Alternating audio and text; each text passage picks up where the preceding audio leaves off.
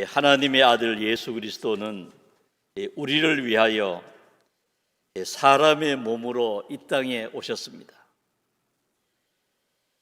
이 마태복음과 마가복음에 보면은 예수님의 탄생에 대한 자세한 기록이 있습니다.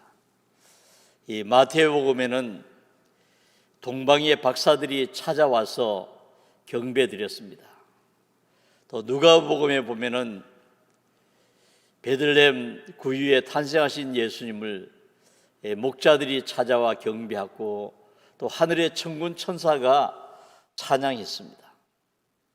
그런데 요한복음을 보면은 탄생의 기사가 없고 그 대신에 예수님은 누구신가 하는 것을 밝히고 있습니다. 예수님은 어떤 분이신가? 우리가 성탄절을 맞이하여 탄생에 대한 모든 것을 잘 아는 것도 중요하지만은 예수님은 어떤 분이신가 하는 것을 아는 것도 참으로 귀한 일이라고 생각합니다. 요한복음에 보면은 예수님은 태초부터 계셔서 만물을 친히 창조하신 분이라고 말씀하고 있습니다. 이 태초라는 말은 시간과 공간의 시초를 말하는 것입니다. 예수님께서도 이 땅에 오셔서 요한복음 5장 58절에 보면은 진실로 진실로 너희에게 이르노니 아브라함이 나기 전부터 내가 있느니라. 이 진실로 진실로라는 것은 정말 중요한 내용을 말씀하는 것입니다. 아브라함이 있기 전에 내가 있었다, 그렇게 말씀하셨습니다. 요한복음 1장 3절을 보면은 만물이 그로 말미암아 지은 바 되었으니 지은 것이 하나도 그가 없이는 된 것이 없느니라. 모든 만물을 다 예수님께서 친히 만드셨다는 것입니다. 예수님은 생명의 빛으로 이 땅에 오셨습니다. 세상에 오신 빛 대신 예수님을 영접하는 사람도 있었고 또 영접하지 않는 사람도 있었습니다. 이 성탄절은 어떤 특별한 위대한 인물이 탄생한 날이 아니라 이 성탄절은 바로 하나님께서 세상을 구원하시려고 사람의 몸을 입고 이 땅에 오신 날입니다. 하나님께서 역사의 무대에 사람 되어 오신 날이기 때문에 이 성탄절은 일반 훌륭한 사람들의 생일과는 다른 것입니다. 오늘 예수님은 태초부터 계셔서 천지를 창조하셨고 또 지은 것이 하나도 예수님이 없이 된 것은 없다 하는 것을 요한복음에서 강조하고 있습니다. 그리고 예수님 안에 생명이 있다, 예수님 안에 생명이 있었다고 말합니다. 그것이 바로 사람들의 빛이라고 하셨습니다. 동식물 안에도 생명이 있습니다. 한 포기 풀에도 생명이 있죠. 동물에도 생명이 있습니다. 그것은 자라는 생명입니다. 영원한 생명은 아닌 것입니다. 그래서 예수님 안에 감추어진 생명은 바로 영원한 생명인 것입니다. 죄를 짓고 멸망할 사람들을 구원하시려고 영생의 빛을 비춰주시고 영원한 생명을 주시기 위해서 예수님은 이 땅에 오셨고 인류의 모든 죄를 대신하여 십자가에 못 박혀 돌아가시고 우리를 구원하신 것입니다. 예수님은 믿는 모든 사람에게 영원한 생명을 주십니다. 멸망치 않고 영생을 얻게 하십니다. 모든 피조물 중에서 예수님의 이 생명의 빛을 받을 수 있는 존재는 바로 사람입니다. 이 사람에게 이 생명의 빛을 비추셔서 영생하도록 하시려고 이 땅에 오셨습니다. 오늘 요한복음 1장에 보면은 세례 요한에 대하여 설명을 하고 있습니다.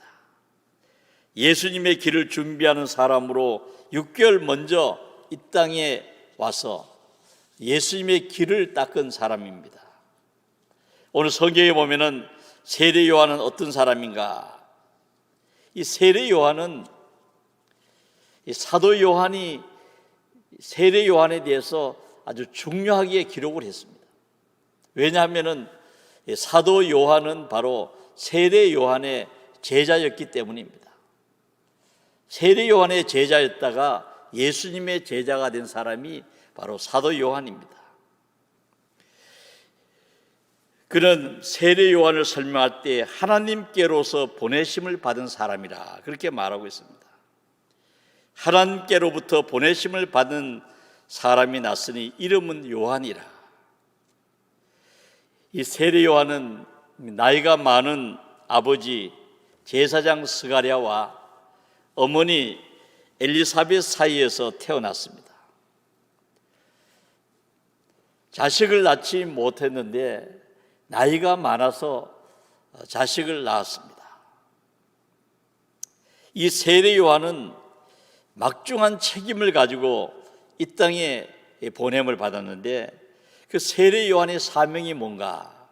오늘 성경에 보면은 그것을 아주 자세히 밝히고 있습니다. 본문 성경을 보면은 빛에 대하여 증거하고 모든 사람으로 자기를 인하여 믿게 하려 함이라. 참 이 말씀이 짧으면서도 참 중요한 말씀입니다. 빛에 대하여 증거하고 또 사람으로 자기로 인하여 믿게 하려 합니다. 쉽게 설명하면은 빛에 대하여 증거한다는 것은 생명의 빛이신 예수 그리스도를 증거하고 또 자기를 통하여 그 예수님을 믿도록 하기 위하여 이 땅에 온 사람이라는 것입니다. 그런 예수님을 전하고 예수를 믿도록 하기 위해서 이 땅에 온 사람이라. 정말 이 세례 요한의 사명은 예수 그리스도가 어떤 분인지 그는 전하고 또 믿도록 했습니다. 예수님께서 요단강에 오셨을 때 세례 요한은 예수님을 전했습니다. 세상 죄를 지고 가는 하나님의 어린 양을 보라. 세례 요한은 그 예수님을 믿도록 했습니다. 자기 제자들도 자기를 따르지 않고 예수님을 믿도록 해서 제자 중에 두 사람이 예수님의 제자가 되어서 그 12제자 가운데 들어가서 중요한 일을 했습니다. 그의 사명은 예수님을 전하고 믿게 하는 사명인데 이 사명은 바로 오늘 이 시대를 살아가는 저와 여러분 우리 모두에게도 있습니다. 바로 예수님을 전하고 믿게 하는 사명입니다. 바울 사도도 가는 곳마다 예수님을 전하고 사람들이 예수 믿도록 그 일을 위해서 평생을 살았습니다. 베드로도 갈릴리 바다에 고기를 잡던 사람이지만은 그는 예수 그리스도를 전하는 사람이 됐습니다. 그래서 갈릴리 바다에서 아주 멀리 떨어져 있는 로마까지 가서 복음을 전하고 또 십자가를 거꾸로 지고 순교하기까지 예수를 믿게 하는 그런 사명을 감당했습니다. 오늘 우리들의 사명이 뭔가? 바로 예수님을 전하고 예수님을 믿게 하는 것이 우리의 사명입니다. 세례 요한은 자기를 드러내지 않고 자기는 아무것도 아니라는 것입니다. 예수님에 비하면은 자기는 물로 세례를 주지만은 예수님은 불과 성령으로 세례를 주시는 분이고 자신은 예수님의 신들매도 풀기에 감당치 못할 자라. 겸손히 낮아져서 이 땅에 오신 예수 그리스도를 전했습니다. 우리가 성탄절에 우리가 어떤 마음을 가져야 되겠습니까? 우리는 성탄절에 생명의 빛으로 오신 예수님을 전하고 또 예수님을 믿도록 하는 그런 마음을 우리가 가져야 됩니다. 성탄절에 우리의 사명은 바로 이 땅에 오신 예수님을 아직도 예수님을 모르는 사람들에게 전하고 예수 그리스도를 믿고 구원을 얻도록 돕는 것이 바로 이 성탄절을 바르게 이해하는 사람이고, 그래서 사도 요한은 바로 예수님은 어떤 분이신가, 오신 예수님을 세례 요한은 어떻게 전했는가 하는 것을 먼저 말씀하고 있는 것입니다. 그리고 두 번째로 보면은 그 안에 생명이 있었으니 이 생명은 사람들의 빛이라. 예수님께서 빛으로 이 땅에 오셔서 어둠을 비추지만은 어둠이 깨닫지 못하였다 하는 것입니다. 참빛 곧 세상에 와서 각 사람에게 비추는 빛이 있었는데, 그런데 이 빛을 사람들이 받고 깨닫지 못하고 영접하지 못했다는 것입니다. 참 빛이 이 땅에 비추어졌는데도 사람들이 깨닫지 못하고 영접하지 못하였다. 예수님을 참빛이라고 이렇게 설명하고 있습니다. 예수님은 참빛이시고 또 다른 모든 빛은 그저 반사하는 빛입니다. 원래의 생명을 주신 영생의 빛은 예수님이십니다. 우리는 이 빛에 대해서 전하는 사람이고 증거하는 사람입니다.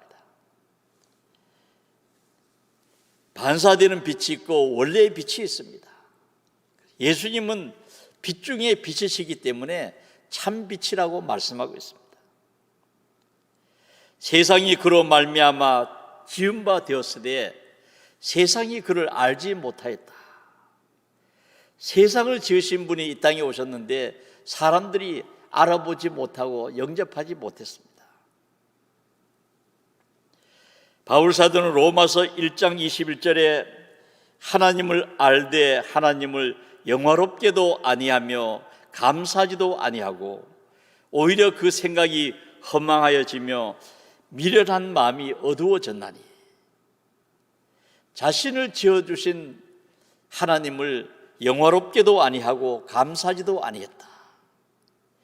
예수님이 이 땅에 오셨을 때 사람들이 어떻게 대하였습니까? 헤로드 왕은 동방의 박사들에게 말로는 그럴듯하게 얘기를 했습니다. 아기 예수님을 탄생한 것을 알면은 나에게도 가르쳐 주라고 얘기를 했습니다. 나도 가서 그에게 경배하려 한다. 자기도 아기 왕에게 가서 유대의 왕으로 나신 이에게 경배하려고 한다고 말을 했습니다. 그리고는 후에는 마태복음 2장 6절에 보면은 사람을 보내어 베들레헴 그 모든 지경에 있는 사내 아이를 박사들에게 자세히 알아본 그때를 기준으로 해서 2살 아래, 2살부터 그 아래로 다 죽였다는 것입니다. 빛으로 오신 예수님, 입으로는 경배하겠다 하면서도 실제로는 군인을 보내가지고 죽였습니다. 예수님께서는 그래서 애굽으로 피난을 가셨죠. 헤롯과 예루살렘의 시민들은 다 보면은 영접하지 않았습니다.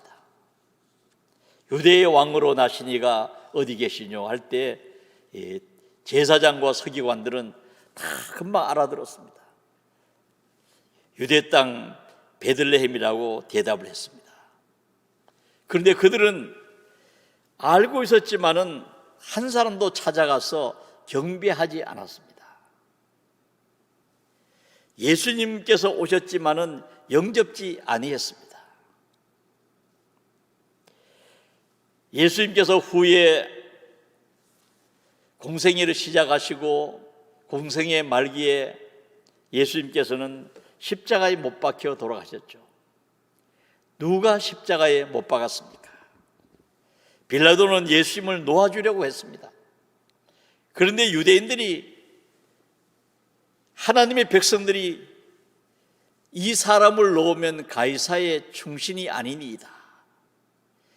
버릇 자기를 왕이라 하는 자는 가이사를 반역하는 자니이다. 그러면서 예수님을 풀어주면 당신은 충신이 아니라고 얘기하면서 예수님을 십자가에 못 박으라 소리 질렀습니다. 없이 하소서 그를 십자가에 못 박게 하소서. 예수님을 십자가에 못 박게 한 사람들은 누굽니까? 자기 백성이었습니다. 예수님은 탄생하실 때 자기 백성들이 영접지 아니하였다. 사도 요한은 아주 1장에서 이렇게 말씀하고 있습니다. 우리가 이 영접한다고 하는 말, 개인적으로 예수님을 나의 구주로 영접하는 것, 이런 개인적인 영접을 얘기할 때는 람바노라는 말을 쓰고, 또 집단적으로 여러 사람이 같이 영접한다고 할 때는 파랄 람바노라는 말을 쓰는 것입니다. 집단적으로 예수님을 영접하지 않았다. 왜 예수님을 영접하지 않았습니까? 자기 이익 때문에 예수님을 믿지 않고 받아들이지 않았습니다. 헤로드 왕은 자기의 왕위가 어떻게 될까 해가지고 예수님을 죽이려고 했습니다. 제사장들과 당시의 종교 지도자들은 자기들의 이권이 끊어지지 않을까, 예수님 때문에 손해보지 않을까, 그래서 예수님을 죽이려고 했습니다. 오늘날에도 예수님을 영접하는 사람이 있고 영접지 않는 사람이 있습니다. 다른 사람들 때문에 그 유대의 모든 백성들, 그 예루살렘의 사람들은 남의 말을 듣고 군중 심리에 휩싸여서 파랄 람바노, 집단적으로 예수님을 믿지 않았습니다.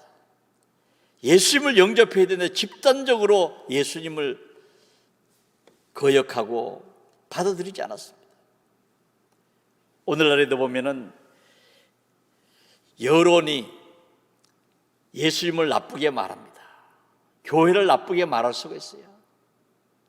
예수님은 온 세상을 구원하러 오신 분이시고 영생의 빛을 주시고 생명 주시려고 오신 예수님을, 그 시대 사람들은 예수님을 없이 하라고, 십자가에 못 박으라고 소리를 질렀습니다. 그런 것들을 선동하고 또 사람들을 부추기는 사람들이 있었던 것입니다. 우리는 어떤 순간에도 예수님을 영접하는 사람이 되어야 됩니다. 예수님을 영접하면 어떻게 됩니까? 우리가 예수님을 영접하지 않으면 구원과 관계가 없습니다. 그러나 예수님을 영접하면 그 이름을 믿는 자에게는 하나님의 자녀가 되는 권세를 주셨다. 영접한다고 하는 것은 한마디로 말하면 그 이름을 믿는 것입니다. 영접하는 것은 믿는 것입니다. 영접하는 것은 예수님을 믿는 것입니다. 그러면 영접하고 믿을 때에 하나님의 자녀가 되는 권세를 주셨다. 믿는 순간에 하나님의 자녀로서의 권세, 믿는 순간에 하나님의 아들, 딸이 된다는 것을 말씀하고 있습니다. 우리 교회 모든 성도님들, 오늘 예배당에 같이 모여 예배드리지 못하지만은 예수님을 영접한다고 하는 것은 믿는 것을 말합니다. 성탄절을 어떻게 보내야 되는가? 성탄절을 잘 보내는 것은 예수님을 영접하는 것입니다. 그냥 예수님에 대해서 아는 것이 아니라 예수님을 믿는 것입니다. 나의 구주로 참으로 예수님을 바로 믿을 때에 바로 나는 하나님의 아들이 되고 딸이 되고, 하나님의 아들, 딸이 되면 언제 어디서나 하나님께서 우리를 지켜주시고 도와주시는 것입니다. 그래서 성경에 보면은 하나님의 자녀가 되는 것은 혈통으로 되는 것이 아니다.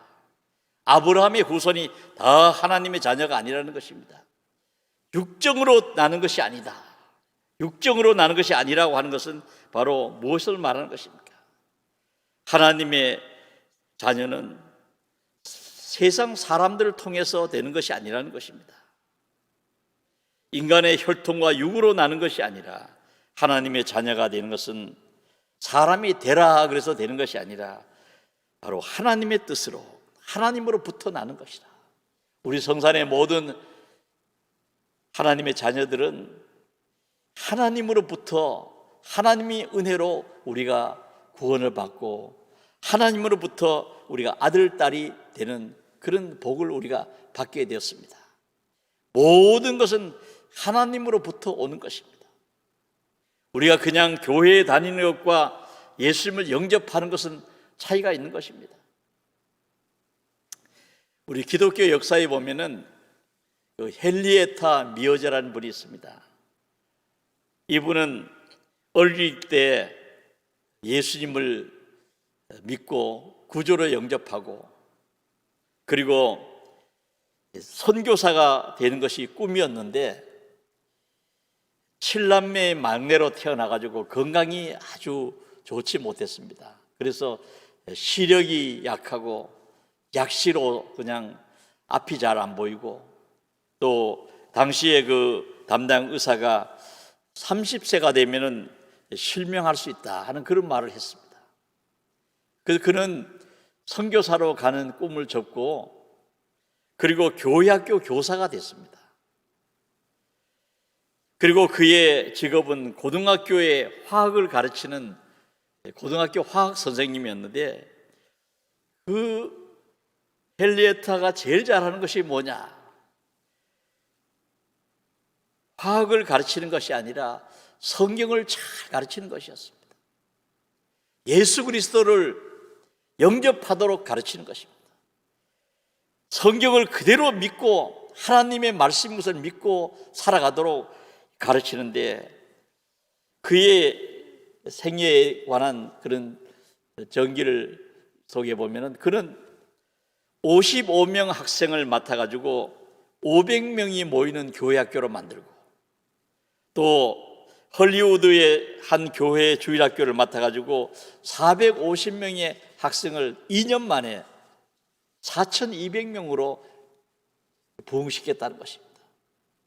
그런 건강은 좋지 못하고 시력도 나쁘고 그랬는데 그럼에도 불구하고 하나님 말씀을 잘 가르치고 또 그래서 그 제자들 가운데 나중에 자라서 목사가 되고 선교사가 되고 기독교 지도자가 된 사람들이 한 400명 정도 나왔습니다. 그 헨리에타 미어제에게 배워서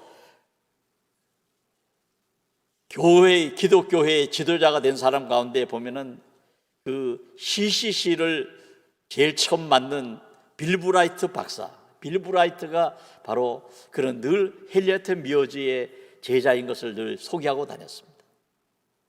세계의 유명한 CCC를 만들어낸 사람, 그리고 더 유명한 사람은 빌리 그레함입니다. 빌리 그레함이 바로 그에게 성경을 공부했고 이 빌리 그레함이 헨리에타 미어제를 통해 가지고 성경의 모든 말씀이 하나님의 말씀이라는 것을 깨닫게 되었습니다. 성경은 하나님의 진리, 하나님의 말씀이라는 것을 믿게 되어서 그는 세계적으로 유명한 그런 부흥사가 되었죠. 그의 제자 가운데 보면은 리처드 헬버슨이라는 분도 있습니다. 이분은 미국 그 국회 이사당의 체포를 담당하는 담임 그 목사였는데 이 미국의 모든 의회원들에게 복음을 전하는 그런 큰 사명을 감당했고 그는 많은 제자들을 길렀습니다. 그래서 헨리에타 미어제를 과거에 보면은 현대교회 역사에서 가장 영향력이 큰 사람이다. 그는 건강치 못한 한 사람의 여성으로서 세계를 움직이는 많은 제자들을 길렀습니다. 바로 예수님을 영접하고 예수를 믿도록 해가지고 그에게 배운 사람들은 다 보면 흔들리지 않는 믿음을 가지고 생명의 주 예수 그리스도를 전하고 그 안에서 행복하게 살아갔습니다. 우리는 성탄절을 어떻게 보내야 하는가? 우리는 다른 사람에게 사랑을 베풀어야 됩니다. 사랑을 베푸는 많은 길이 있지만은 그 중에 예수 믿게 하는 사랑이 제일 큰 것입니다. 예수 믿고 구원받도록 도와주는 것이 바로 큰 사랑이고 영접하는 사람이 되도록 돕는 것입니다. 최근에 우리 모잠비크 김민정 선교사로부터 메일을 몇 번 받았습니다. 우리 교회가 모잠비크의 산타몬타나 성산 중고등학교를 세워서 지금 1,500명이 넘는 학생들이 거기서 공부하고 있는데, 중고등학교 학생들 중에 공부를 잘하는 사람들에게 장학금을 주고, 또 뛰어나게 공부를 잘하는 학생들을 우리가 한국에 초청해가지고 그 선생님들과 또 학생들 2명씩 이렇게 초청해서 우리가 한국의 여러 곳을 구경도 시키고 또 했습니다. 근데 아이들이 열심히 공부해가지고 모잠비크의 제일 좋은 대학 몬드랄의 대학에 많이 들어갔습니다. 그 나라에는 대학 등록금이 비싸기 때문에 공부를 시킬 수가 없습니다. 아버지의 보통 월급이 한 5만 원 우리나라 돈으로 되는데 대학 등록금은 한 달에 한 15만 원 정도 이렇게 드는 것 같습니다. 그래서 우리 교회에 좀 이렇게 뜻있는 장로님들, 권사님들이 그 대학생들을 이렇게 한 사람씩 맡아가지고 학비를 보내고 또 대학생들을 그 시대에 그 나라의 일꾼을 기르는 일들을 위해서 이렇게 헌신했는데, 이번에 보면은 몇 사람이 대학을 졸업했어요. 아니지우라는 학생은 몬들란의 대학 법대를 졸업했는데, 대학원을 또 그 나라에는 변호사가 좋은 변호사가 되려면 대학원을 또 반드시 진학해야 된다고 합니다. 그래서 대학원에 아주 한 번에 진학하기 어려운데 대학원에 진학하고, 또 그리고 좋은 로펌에서 이렇게 변호사 훈련을 받고 있고, 그래서 선교회에 여러 가지 어려운 일들을 또 맡아가지고 법적으로 잘 도와주고 있다. 그래서 앞으로 참 훌륭한 그 나라의 법조인이 되는데, 참 이런 일을 우리 교회에 또 장로님 한 분이 또 하셨죠. 그리고 이번에 또 엘레나라고 하는 여학생이 6년 의과대학을 이번에 졸업했습니다. 그리고 지난 7월에 의사시험에 합격해가지고 의사 가운을 입고 진료하는 그 사진을 보내주었습니다. 심장 전문의가 되려고 이렇게 하고 있는데, 또 시간을 내서 또 의료 전문대학의 교수로도 일하고, 그러면서 너무너무 감사하다는 것입니다. 돈을 보내주신 것도 감사하지만은 성산교회를 통해서 사람이 어떻게 살아야 되는지를 배웠다. 그래서 자기도 앞으로 남을 돕는 사람이 되고 싶다 하는 그런 긴 편지를 보냈습니다. 우리 교회에서 바로 이렇게 맡아서 장로님 한 분이 또 학비를 그동안 대주었습니다. 아데리뚜라고 하는 학생이 또 있는데, 이 아데리뚜는 아버지 어머니가 없는 학생입니다. 동생이 셋이라고 합니다. 그래서 혼자서 동생들을 돌보면서 공부를 하는데, 공부를 열심히 해가지고 역시 몬드란의 대학에 IT를 전공했는데, 그 나라에도